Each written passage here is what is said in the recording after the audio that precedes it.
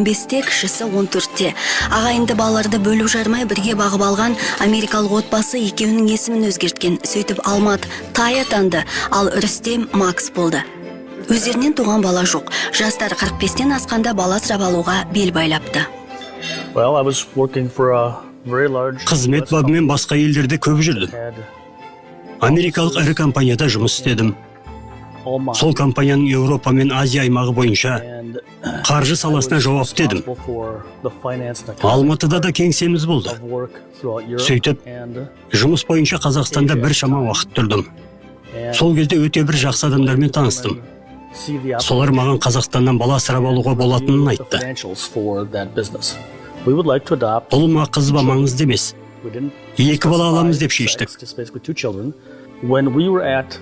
Тараздағы Үміт балалар үйіне келгенде, бізге көрсету үшін бөлмеге 10 шақты баланы әкелді. Солардың ішінен Алмат пен Рүстемді алдыға шығарды. 2 ұлға қарап, осы балалар жақсы өмір сүруге лайықты деп түсіндік. Ағайынды екеуінің өмірден алатын еншісі көп болсыншы дедік. Тай бізге барлап сәл күмәнмен қарады. Қол сүртетін қағаз болған қолымда. Балаларды көргенде көңілім толқып, жылаймын ба деп ойлағам. Бірақ ол оны алды да ойнай бастады. Ал Макс жүгіріп келіп бізді құшақтап алды. Ұлдарды балалар үйінен алып қонақ үйге келгенде, сол жерде жұмыс істейтін бір қазақ әйел оларды көріп, көңілі босап, кәдімгідей жылады.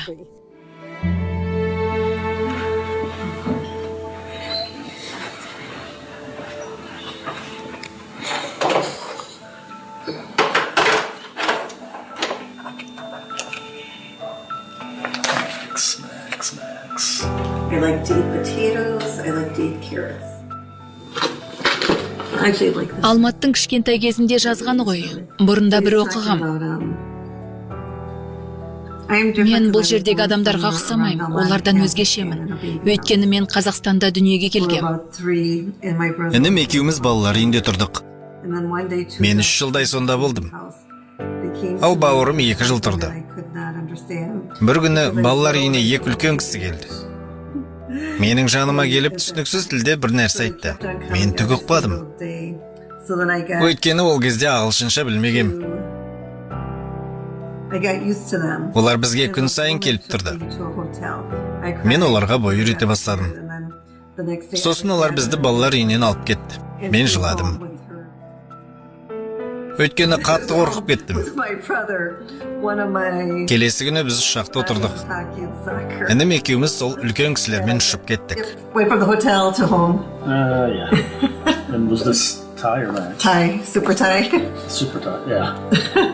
Олар балалар үйінде қазақша сөйлеп жүретін. Қара жорға деген ән есімде қалыпты, соған билейтін.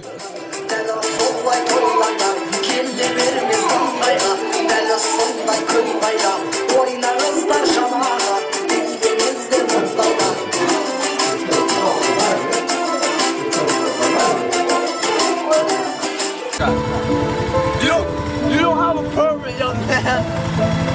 Dad, this man does not share. He doesn't have a permit.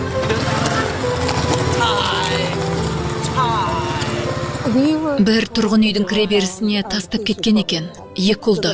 Тараздағы балалар үйінде бізге солай айтты.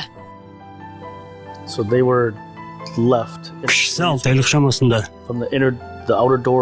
Үлкені 1,5 жаста болған. Сосын балалар үйіне апарған. Біреу іздеп келеме деп күткен. Балаларымызды жоғалтып алдық деп келеме деген ешкім келмепті. 2 ұлдың жеке құжаттары да болмапты. Сөйтіп, аттарын балалар үйінде қойған. Сот медициналық сараптамадан өткізіп, шамамен жастарын анықтаған. Туған күндерін де шамалап жазған. Жүректі ауыртатын жағдай. Қалай туған балаңды тастап кетесің? Ақылға сыймайды. Менің ойымша, ол әйелдің балаларын бағуға жағдайы болмаған сияқты. Өйткені Таразда бір шама уақыт тұрғанда көрдік. Ол жақта жоқшылық болды, кедейшілік көп болды. I think it would take a lot to give up children. Ешбір әке, ешбір ана туған перзентінен бас тартқысы келмейді. Балаларды осындай жағдайда қалдырып кеткендеріне таң қалмаймын. Бәлкім олар біреу болмаса біреу бағып алып, барлық жағдайын жасар деп үміттенген шығар. Жақсы өмір сүрсін деген болар. Мен оларды түсінем.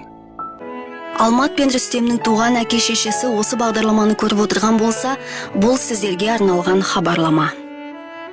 Балаларыңмен бірге бола алмағандарың өте өкінішті. Бұл орны толмас өкініш. Көп нәрсені өткізіп алдыңдар. Олардың қалай өскенін көрмедіңдер. Сендер үшін ұлдардың өміріне біз жауапкершілік алдық. Ата-аналық парыздарыңызды біз өтеп жатырмыз. Сендердің орындарыңа біз ата-ана болдық. Шамамыз жеткенше, қолымыздан келгенше оларды өсірдік.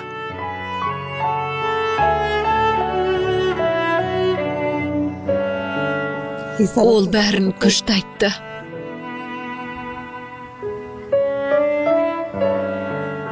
Балаңа не болғанын, оның қайда жүргенін білмеуден асқан азап жоқ шығар. Ол әйелдің қазір басқа балалары болса да, бұл екі ұлдың орнын ешкім толтыра алмайды. Өле өлгенше ұмытпайды.